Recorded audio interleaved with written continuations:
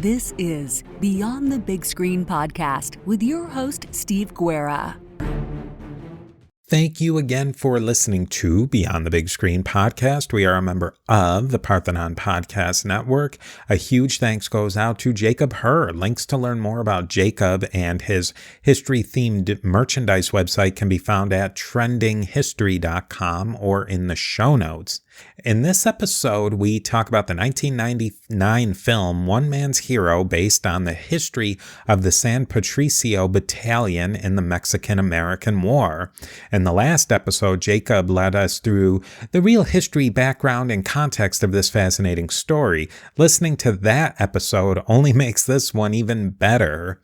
You can now support Beyond the Big Screen on Patreon and Subscribestar. By joining on Patreon or Subscribestar, you're effectively becoming a part of the team of keeping this whole operation going, and you get many great benefits. Go over to patreon.com/Beyond the Big Screen or subscribestar.com/Beyond the Big Screen to learn more.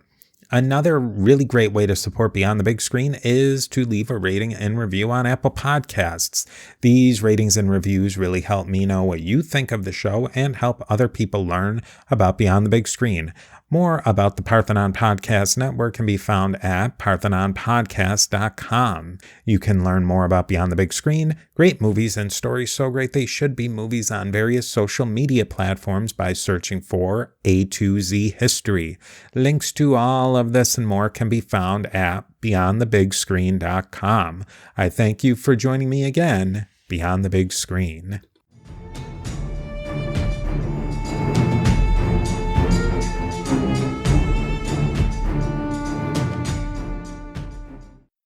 I'd like to welcome back Jacob Herr to Beyond the Big Screen. Jacob has been on to talk about Billy the Kid in film and in history. And in the last episode, so I highly suggest you go back and listen to the last episode, he gave us a ton of background and context on the San Patricio Battalion from the Mexican-American War. Today, we are going to talk about the 1999 film, One Man's Hero, a film that dramatizes the events of the San Patricio Battalion during the Mexican-American War. And like I said, I highly encourage people to go back and listen to our episode on the history of the San Patricios and Catholic deserters from the U.S. Army to the Mexican Army during the Mexican-American War. I really think you'll enjoy it. But just to set things up for today, in this 1999 film starring Tom Berenger, what's the very short story of the San Patricios? So the very short nutshell version of the San Patricios, they were a group of immigrants, most of them associated with Catholicism, but others just trying to seek new life in America and winding up in the military at the outbreak of the Mexican-American War. And through the circumstances of the conflict, many of these immigrants had ended up deserting the U.S. Army, making their way to Mexico, and then offering their services to the Mexican military because they found a stronger connection culturally to the Mexican people than to the United States. Now, this film, it stars, as we said, Tom Berenger as Sergeant, Lieutenant, Captain John Riley. Berenger, he almost made a career out of playing the grizzled army sergeant, and this time he does it with an Irish accent. Yeah. We have Joaquim de Alameda. He plays Cortina, and I found him as kind of the shining star of the movie. For me, even though his part's kind of almost inexplicable, but I think that as an actor, he did a wonderful job. And De Alameda is actually a Portuguese actor, and a shout out to a great friend of the show and a personal friend, Antonio from Portugal, who pointed this out to me. And then the other main star, I guess, of the movie, you could say, is Daniela Romero, who plays Marta, the love interest in this really strange love triangle between Cortina, Tom Berenger's Riley character, and then Marta. And she's a famous Mexican musician of the 80s and 90s.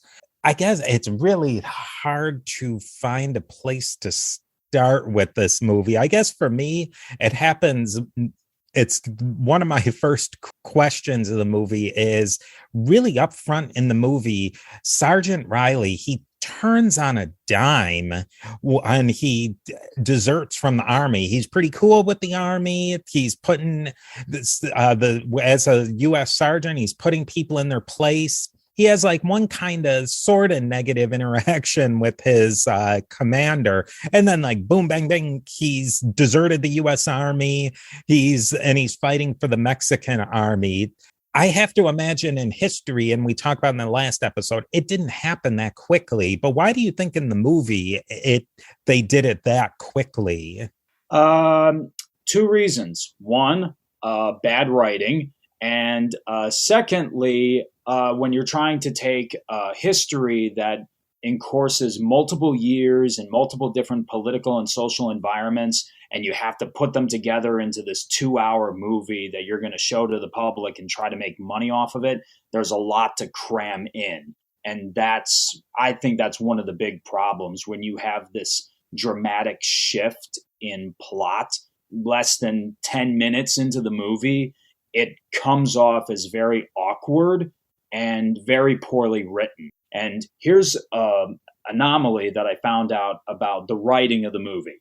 Apparently, the guy who had written the script, his name was Milton S. Gelman. He had actually had a history of writing for television, and exclusively 50s Western television that we had talked about in our Sam Peckinpah, Pat Garrett, and Billy the Kid episode.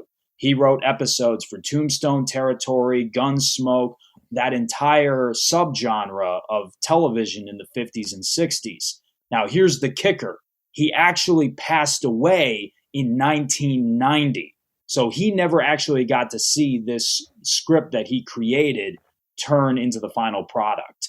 And so it must have just been bouncing around from one studio to another before it was picked up by the director and the producer, Lance Houle.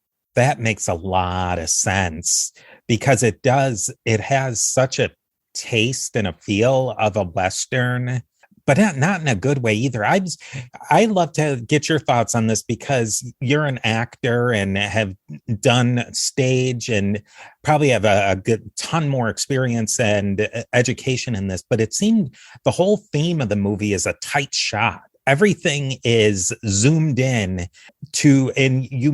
on these like small moments and you miss the whole big picture, like all the action, it's zoomed in and we'll get into it. But in the Battle of Churubusco, you get no sense of the battle. It just looks like there's like 10 guys on each side going at it. And that just seemed the whole movie to me it's too zoomed in and you get no idea of the big picture. Yeah. And now, granted, I have seen some movies where that is actually used to your advantage, where you have a very small amount of extras or main characters, and you're trying to encompass a historical battle that had thousands or tens of thousands of people, shooting at each other and hacking each other to death. But when you're trying to capture it on film, one of the ways that you can try to make things look larger than what you really have to work with is that you use the camera almost as if the cameraman is like another person in that battle. Sergei Eisenstein did it in Alexander Nevsky, and even I know another famous director had done it in an independent project. Orson Welles did it in Chimes at Midnight, 1965. The difference, though, is that when you're using cinematography like that, you're trying to get a first-person perspective where everything has to be clear. You need to have an established sense of what is at stake and a connection to the characters. We're not connected to these characters because they're so poorly written. They're not characters. They're caricatures. And because everything is so hectic, we have no idea what's happening. I thought I felt like De Alameda Cortina almost telegraph that he made a line while Berenger is Sergeant Riley. He's injured and Marta's rehabilitating him. She's nursing him back to health.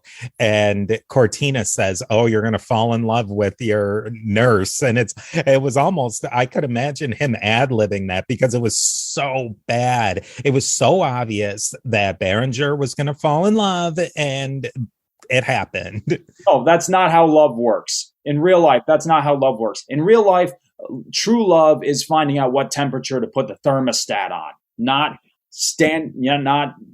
cuddling up in front of a deserted Mexican town.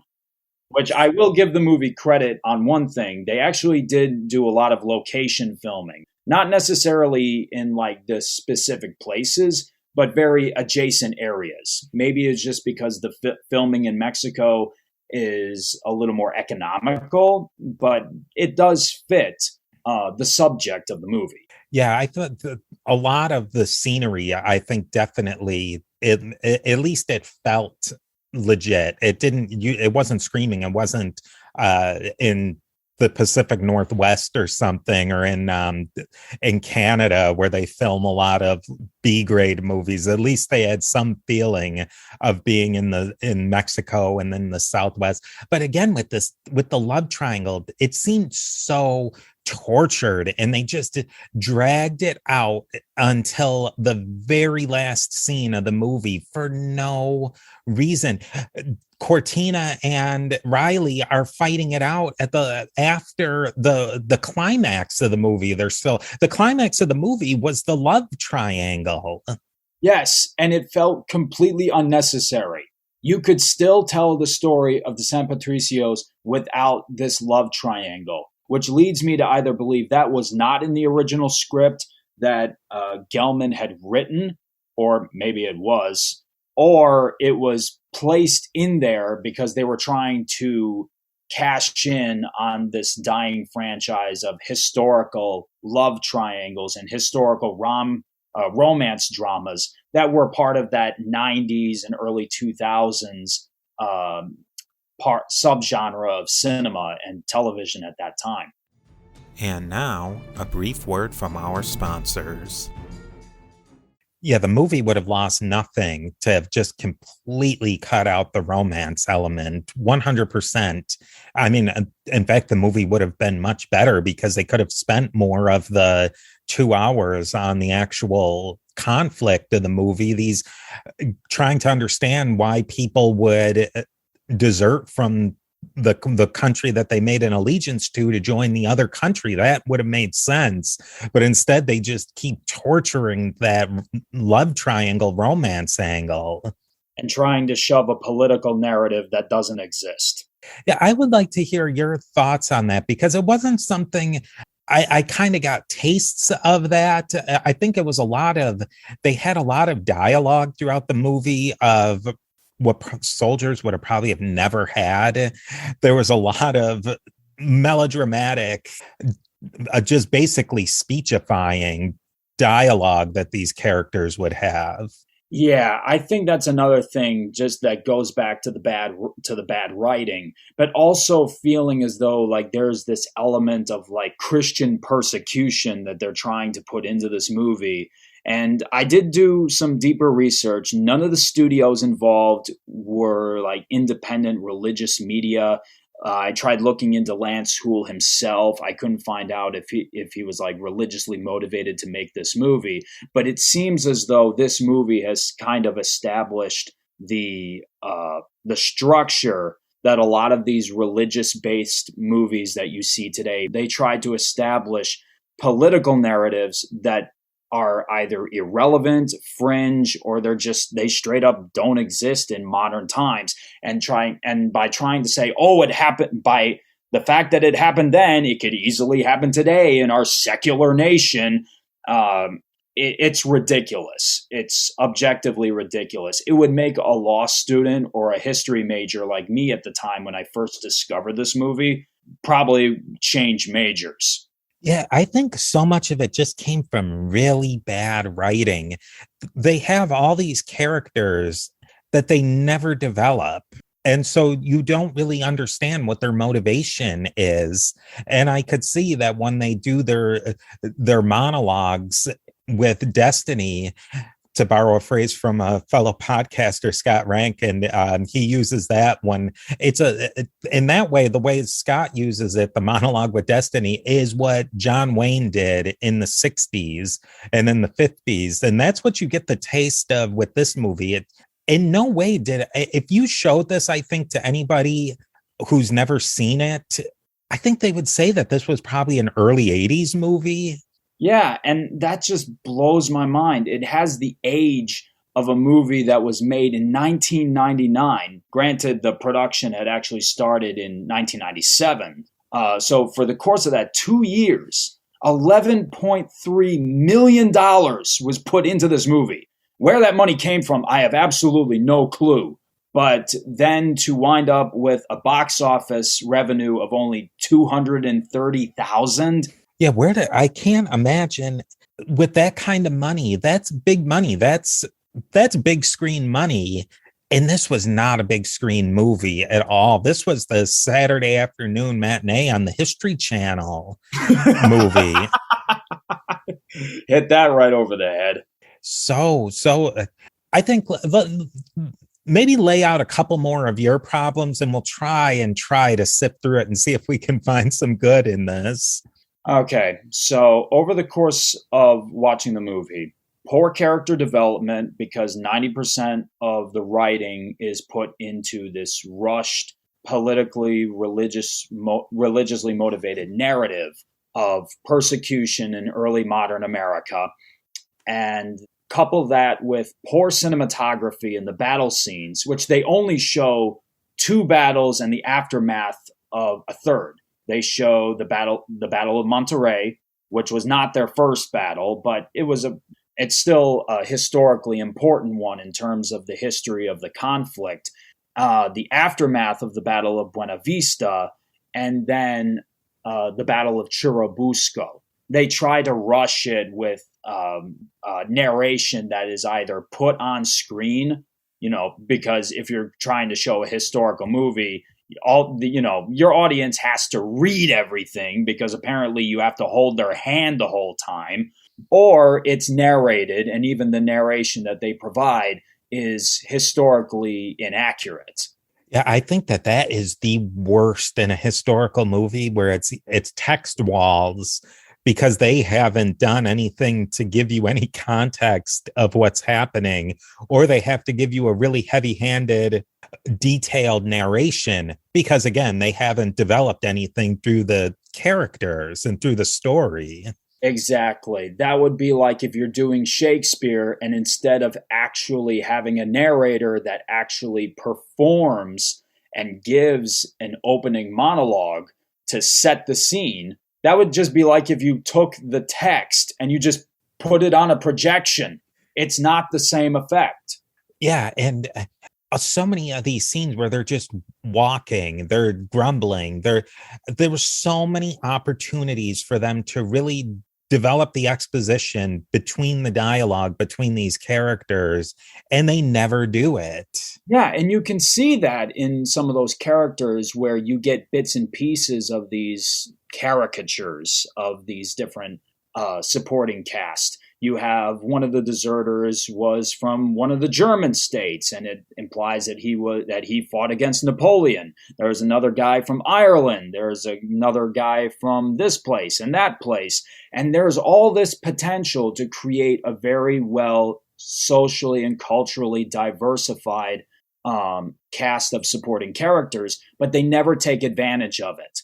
And so it just leaves that potential of what if. I understand that it has to be a 2-hour movie and you have to constrain things, but when your basic storytelling skills fall flat on its face time and time again, I'm just going to change the channel. Yeah, I thought with the whole De Cortina story arc too, how much did the De Cortina was a historical character, if I'm not mistaken. Yes. How much did his story interface and intersect with the San Patricio's and the deserters. A little bit, but I think this is just one of those plot devices where they try to tie in historical characters just to make things more interesting. Compare that to a more recently made Western called The Harder They Fall, where they tried to incorporate all these different African-American figures of the American West,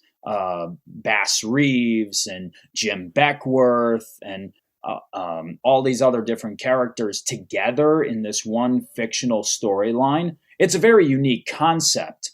Historically, these people never knew each other because of the span of history. Like by the time Bass Reeves was working as a U.S. Marshal in Oklahoma, Jim Beckworth was already long dead, and he would have been living while he was alive with the Crow Indian Nation. He was adopted into the tribe. So merely by that distance alone, yada, yada, yada. But it does make good fiction, and that's the intent of the movie. It's fictional. Here, this is supposed to be real history, and they're just trying to make it something that it isn't. I'll give it credit that the real Cortina was actually a real figure, and the possibility of him knowing who the San Patricios were by word of mouth is, it's a crapshoot. But at the same time, there is a line that implies that he was once an officer in the Mexican army and that he had fought at the Battle of San Jacinto in the Mexican Revolution. That's complete BS. That never happened. And now, a brief word from our sponsors. Yeah, in a lot of ways, I think that they probably were trying to use that Cortina character to at least show that the Mexican army and Mexico as a country was in some way involved in this. Because, I mean, honestly, if you didn't have him, you wouldn't even know that this was a part of the Mexican-American War. No. Because it's so flat and it falls so flat with all of the, I would have loved to have seen, and we'll get into ways to make it better, but Zachary Taylor's in it so little. And, Hancock is in it so little. Not Winfield Scott Hancock. No, you're thinking of Winfield Scott Hancock was a Civil War officer. Yeah, Winfield. So we're talking exclusively Winfield Scott. Winfield Scott is in it so little, and then there's that other character, that Major, who's sort of the advocate for Riley, who pops up now and again. I think he's a major. He has a big mustache. I think it was a colonel, but his name was Colonel Benton Lacey. I remember that from the movie, yeah. And I actually did some research. He was not actually a real officer in the U.S. Army during the Mexican-American War. So, I mean, it could have been a little more accurate if they could actually give the character the name of the real colonel of the 5th Infantry Regiment, but they just decided to come up with a fake name. And that's just it's so unnecessary. And I wonder what you felt with this. I kind of felt like they maybe had some of these characters written expecting that they'd get a bigger name actor in them, and maybe having a fairly big name actor doing these little bit parts as a cameo, but then they wind up getting nobodies. I think that Winfield Scott's actor was somewhat a name, but not anything that'd be like, whoa, that's otherwise the Tom Berenger is really the only recognizable name. I think most people would recognize De Alameda from, he was in a great movie, I think it was called Bandidos. It sounds familiar because I did take a Latin American cinema class as part of my history major, and how the history of Latin America was depicted in film. So I do remember his name and I do remember his face. But what you were saying before, with Antonio Banderas, he was in a movie that was great, and I want to say it was Bandidos, but I'm not exactly. I'm not 100% sure that. But it's still, I mean, he was the shining star of the movie. He really was the shining star of the movie. You could tell that the guy was kind of in a project that he didn't really like, but he was willing to do it, either for the sake of trying to redeem the project or just because he needed a paycheck.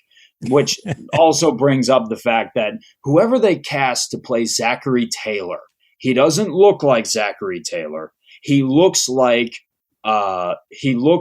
Sam Elliott, but he's not Sam Elliott. And which that would make a very unique casting, because Sam Elliott did play General John Buford in Gettysburg.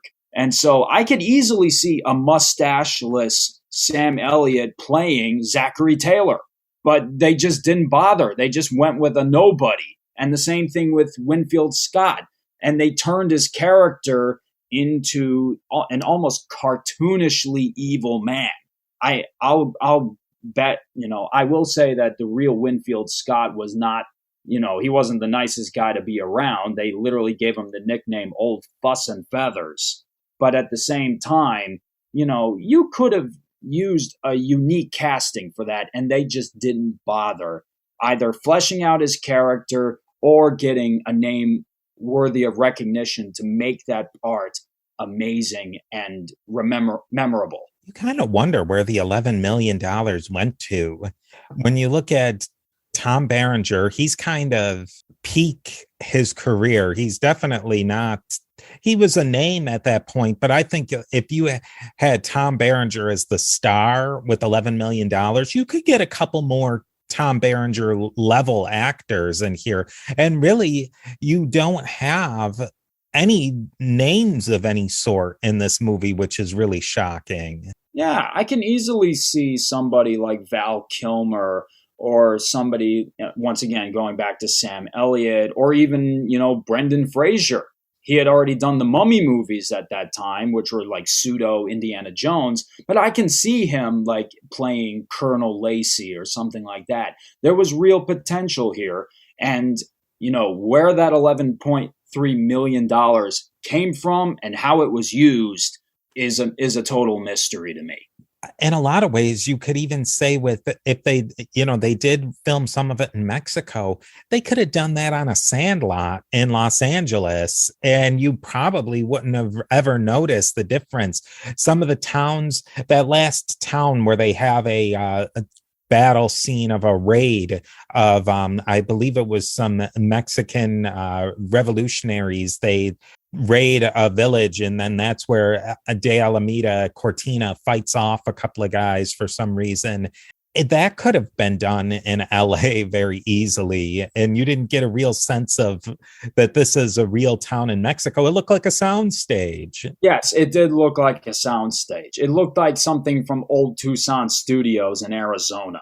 So I guess this is a good point to get into some of the areas that we've talked a little bit about, the many, many, many problems, some of the things that they did well. What do you think could have made this movie better? I think one thing that could have made this movie better, don't make it a movie, because with a story that is this dramatic and this complicated, it would have worked much better as a miniseries. And granted, there were a lot of miniseries to work with that had budgets of equal size. We had North and South with Patrick Swayze. We had The Blue and the Gray, which was a little bit before then. And so because this is a Mexican-American war, and there was even an episode of North and South that took place in that conflict that built up to the secessionist movement and the beginning of the Civil War. So that would have fit that area and that market, that niche market, very well. But they just didn't go down that avenue. And by turning it into a miniseries, you could have had the time and the opportunity to showcase different kinds of battles, to showcase different political factions, not just within the U.S. Army and the San Patricios, but also the renegade group that Cortina had led against the Mexican government, and even perspectives of the Mexican government themselves, because to them, this was an invasion. Their political and their survival is at stake. You could create real dramatic tension, like something out of Game of Thrones, and they just didn't bother. Yeah, I have to agree with that. I think a three-parter, classic 90s, 80s, 90s, early 2000 miniseries, not a Netflix series, because that would have been something else. I think it put it in its time and its place, a miniseries of 3 2-hour episodes. I think they could have done what they were trying to do in that amount of time. They just didn't have the time, or really maybe the creativity to do the what they were trying to do in a 2-hour feature length movie. Yeah. And don't get me wrong, the whole idea of maybe perhaps because the Catholicism narrative, it is there. It is part of the history of the San Patricios, but don't make it the primary narrative and don't turn it into something that it isn't. Trying to say that, oh, the persecution happened back then and it's easy, and our society is so secular as that it could easily happen today, and that, Catholics and Christians are now vulnerable in today's time. Like, no, don't go down that avenue. You can make it, you can make it like, you can make subtle hints at it because that is a part of the real history, but it should not be the primary motivation of these characters. I would have liked, along those lines too, I would have liked to have seen the whole, in a 2-hour movie. I think they could have cut out the Cortina aspect, because then and I wonder what you think of this.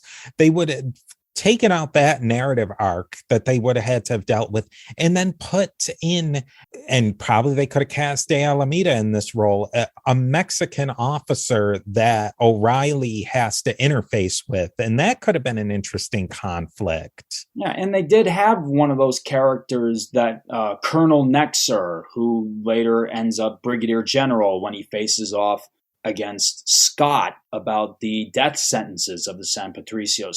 There was real opportunity to flesh out that character, but because he's the only character that represents the Mexican government and the Mexican military, there's just potential that was just never sought after. There was no drive to fleshing out that character. And I think Alameda would have made that would have been a better casting.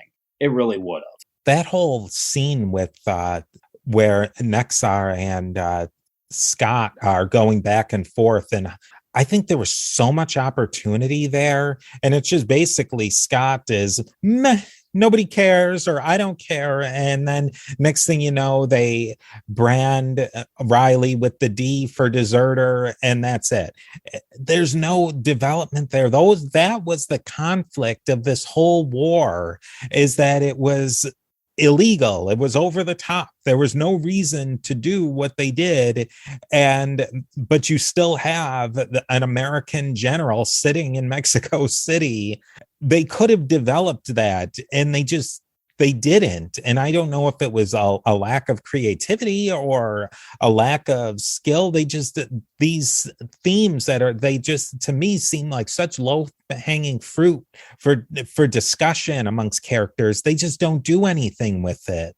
Exactly. And the entire part in the end where they literally drag Riley on the ground and have him watch all of his comrades get hung, that never even happened in real life. They just tossed him back into his cell because he was among the deserters that left before the war broke out.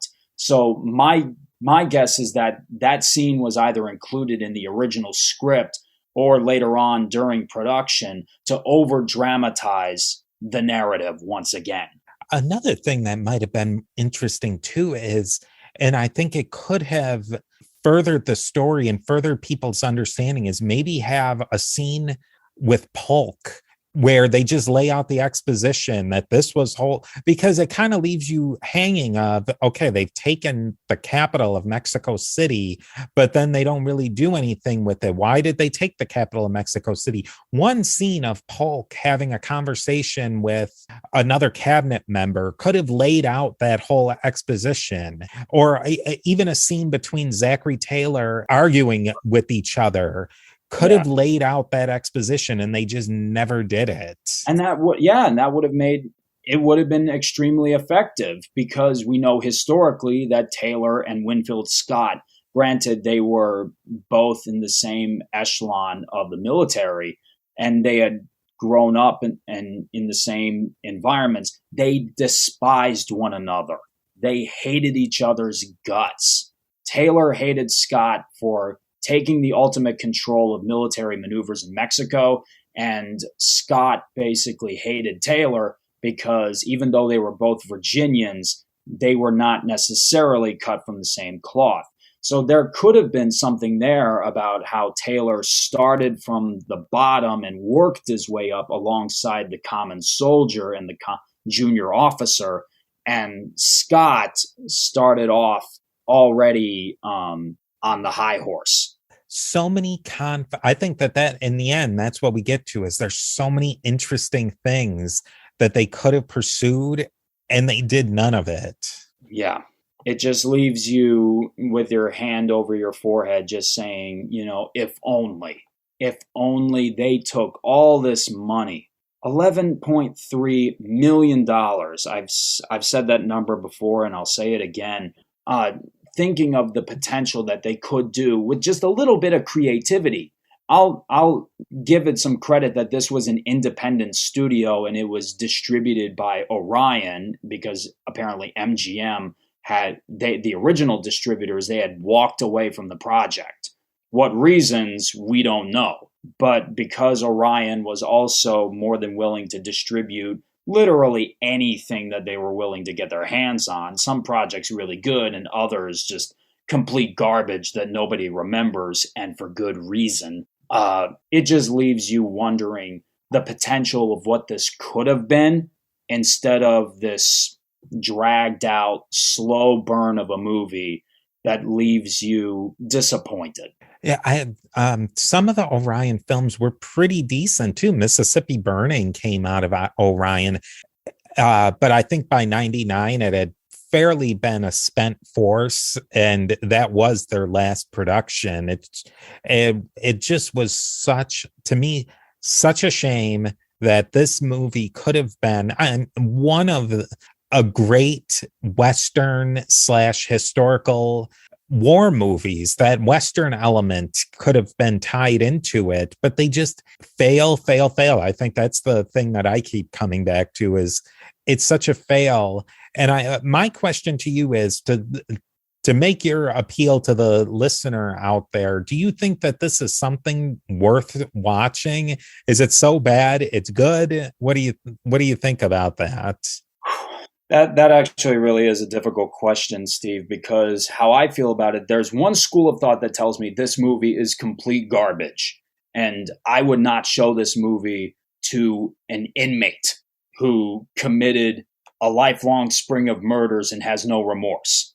But at the same time, there is some value, because this is not absolutely horrible. I have seen worse than this. There are bits and pieces that we can harness from it. It's like dissecting a frog in high school biology class. You take certain parts of it and you get an understanding of how this actually works. But then when you put all these parts together, all mangled and they don't work very well, and then turn it out into this one product, it's just, no, you need to go back to the drawing board, please. It took you 2 years. You can do better. And you just fell flat on your face again.